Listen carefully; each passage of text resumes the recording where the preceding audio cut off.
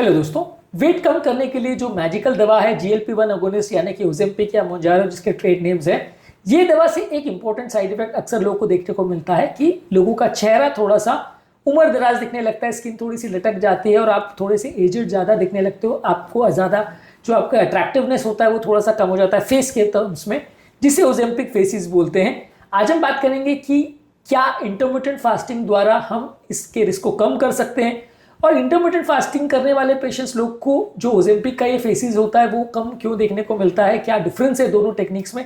ये सारी चीज़ों को समझने का प्रयास करेंगे ताकि आप ओजेम्पिक फेसिस से अपने आप को बचा सके और मे बी फास्टिंग का साथ में यूज करके अपने रिजल्ट्स को भी इंप्रूवाइज कर सके और इस तरह की प्रॉब्लम से खुद को बचा सके। ये सारी चीज़ों पर आज हम बात करेंगे। आज हम डिस्कस करेंगे क्या इंटरमिटेंट फास्टिंग ओजेम्पिक फेसिस के रिस्क को कम करता है या नहीं। टॉपिक पर जाने से पहले जो लोग हमारे चैनल पर नए हैं उन्हें रिक्वेस्ट करूंगा कि चैनल को सब्सक्राइब करें। हमारे चैनल का पर्पज़ है हेल्थ एजुकेशन के द्वारा आपको हेल्दी बनाना और इस मिशन में आप हमारे सहभागी बन सकते हैं। चैनल को सब्सक्राइब करके, वीडियोस को लाइक करके, कंटेंट्स को शेयर करके। टॉपिक के दौरान कुछ इंटरेस्टिंग साइंटिफिक फैक्ट्स, कुछ प्रैक्टिकल यूटिलिटी की बातें और कुछ साइंटिफिक फैक्ट्स और इन्फॉर्मेशन के बारे में आपको बताऊंगा। हमारा एक्सपीरियंस और हमारा वर्डिक्ट के बारे में बताऊंगा, इसलिए बने रहिए हमारे साथ एंड तक। चलिए शुरू करते हैं हमारे साथ ये हेल्थ का सफर।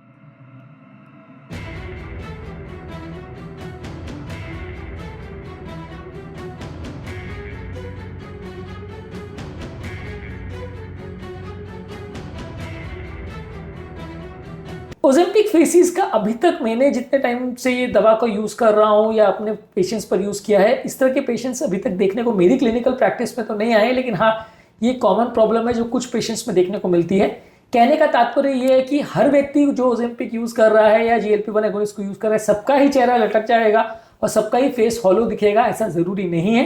कुछ व्यक्तियों में होता है। अगर कोई व्यक्ति रैपिडली वेट लॉस करता है तो उसमें ज़्यादा देखने को मिलता है, लेकिन इसमें प्रॉब्लम क्या होती है कि आपके चेहरे पे कुछ फैट पैड्स होते हैं जो अगर आप बहुत अग्रेसिवली वेट लॉस करते हो तो वो कम हो जाते हैं।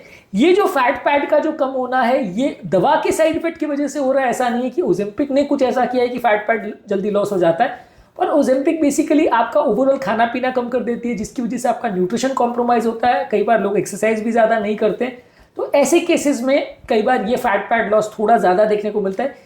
यदि आप इस दवा पर ही अगर रिलाई कर रहे हो और बाकी कोई चीज़ें नहीं कर रहे हो तो ये चेंजेस ज़्यादा देखने को मिल सकते हैं। यानी कि सिर्फ आपने इंजेक्शन लगाया और उसके भरोसे आपने कुछ नहीं खाया, कोई भी न्यूट्रिशन का ध्यान नहीं रखा, कोई भी एक्सरसाइज का ध्यान नहीं रखा, प्रोटीन का ध्यान नहीं रखा, तो ये चेंजेस ज़्यादा देखने को मिल सकते हैं, क्योंकि ये थोड़ा सा ज़्यादा अननेचुरल तरीका है वेट लॉस होने का। इंटरमिटेंट फास्टिंग कंपेरेटिवली थोड़ा ज़्यादा नेचुरल तरीका है वेट लॉस होने का, जहां पर आप फास्टिंग भी करते हो, बॉडी का मेटाबॉलिज्म भी इंप्रूव होता है। साथ में जो डाइट हम पेशेंट को साथ में करवाते हैं वो लो इंसुलिन प्रोड्यूसिंग डाइट है, तो वो थोड़ा नेचुरल वे है आपके इंसुलिन को कम करने का बगैर किसी स्ट्रॉन्ग इंजेक्शन के। प्लस ये है कि वो बॉडी का प्रोटीन लॉस और बॉडी का फैट पैट लॉस इतना ज़्यादा नहीं करवाता है। तो इस वजह से इंटरमिटेंट फास्टिंग को यदि हम कॉम्बिनेशन में यूज़ करें या इंटरमिटेंट फास्टिंग अगर हम आइसोलेटेड भी करें तो ये ओजेम्पिक फेसिस कम देखा गया है। हालांकि ये 100% श्योर शॉट नहीं है और इस मामले में काफ़ी कंट्रोवर्सी है, लेकिन ये आप मान सकते हो कि जो इंटरमिटेंट फास्टिंग से वेट लॉस करते हैं कंपैरेटिवली उनका फेशियल वॉल्यूम थोड़ा बेटर मेंटेन रहता है। इसलिए मैं मेरे पेशेंट्स को ज़्यादातर ये दोनों टेक्निक्स को साथ में करवाता हूँ। मेरा बेसिकली पर्पज़ ये है कि फास्टिंग और अगर ओजेम्पिक या इस तरह की मेडिसिन को आप साथ में यूज़ करोगे तो आपको रिजल्ट्स भी ज़्यादा अच्छे मिलेंगे, आपका ओवरऑल मेंटेन करना भी ज़्यादा ईजी रहेगा, बहुत लॉन्ग टर्म तक आपको इंजेक्शन की भी ज़रूरत नहीं पड़ेगी। प्लस इंजेक्शन जब आप बंद करते हो तो उसके बाद भी आपको बहुत लंबे समय तक लो डोज इंजेक्शन की ज़रूरत नहीं पड़ेगी, क्योंकि तब तक बॉडी को फास्टिंग की आदत पड़ चुकी होगी और फास्टिंग से आप अपने वेट को मेंटेन कर पाओगे। तो ये थोड़ा सा फास्टिंग को साथ में यूटिलाइज करने का फ़ायदा है। इंटरमिटेंट फास्टिंग में कंपेरेटिवली जो है आपका बॉडी का सेल्फ हीलिंग मैकेनिज्म एक्टिवेट होता है।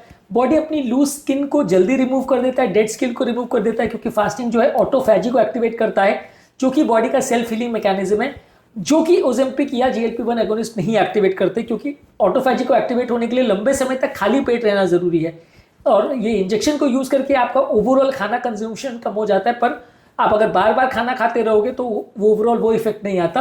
तो ओवरऑल फास्टिंग द्वारा आपका ऑटोफैजी या सेल्फ हीलिंग एक्टिवेट होता है, आपका मास प्रिजर्वेशन अच्छा होता है और ओवरऑल फेस का टोन थोड़ा बेटर मेंटेन होता है। यही कारण है कि मैं मेरे पेशेंट्स को ये दोनों चीज़ें साथ में यूज़ करने को बोलता हूँ।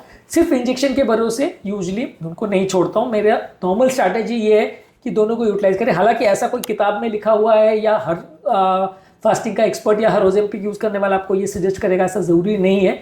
ये मेरा अपना थॉट प्रोसेस है जिसको मैं अपने पेशेंट्स पे यूटिलाइज करता हूँ, जिसमें कुछ साइंटिफिक बेसिस है, लेकिन ये है कि इसमें कोई किताब में लिखा हुआ है कि आप दोनों को साथ में यूज़ करो, वैसा अभी तक तो एटलीस्ट अवेलेबल नहीं है।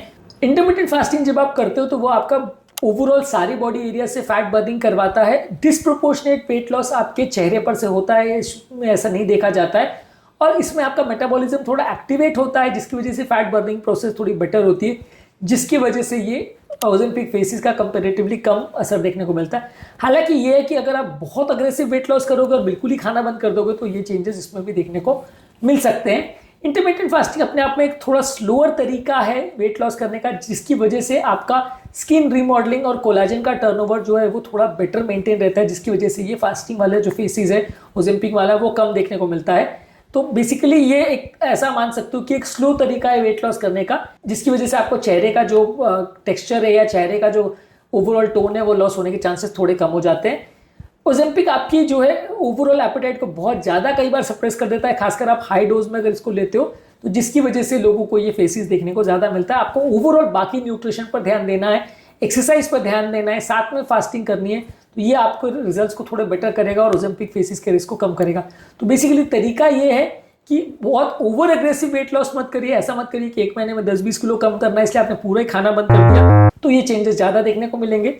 इसके अलावा रेगुलर एक्सरसाइज करिए, फास्टिंग को भी साथ में करिए, प्रॉपर हेल्दी लाइफस्टाइल रखिए, क्या खा रहे हो क्या नहीं खा रहे हो बाकी टाइम पे उसका भी ध्यान रखिए, कम कैलोरी के साथ ज़्यादा न्यूट्रिशियस फूड को लीजिए, तो इससे आपके रिजल्ट्स बेटर होंगे और ओवरऑल आपको ये प्रॉब्लम्स होने का चांस थोड़ा कम हो जाएगा। जो अप्रोच मैं आपको कह रहा था कि जिसमें इंटरमिटेंट फास्टिंग के साथ ओजेम्पिक को हम यूज़ कर रहे हैं या ओजेम्पिक बंद करने के बाद आप वेट को मेंटेन करने के लिए यूज़ करो, उसमें ओबेसिटी रिव्यूज़ में 2024 में एक आर्टिकल पब्लिश हुआ था और उसने ये बताया था कि इंटरमिटेंट फास्टिंग को सेमाग्लूटाइड बंद करने के टाइम फ्यूअर साइड इफेक्ट्स के साथ और बेटर वेट मेंटेनेंस के साथ आप यूज़ कर सकते हो।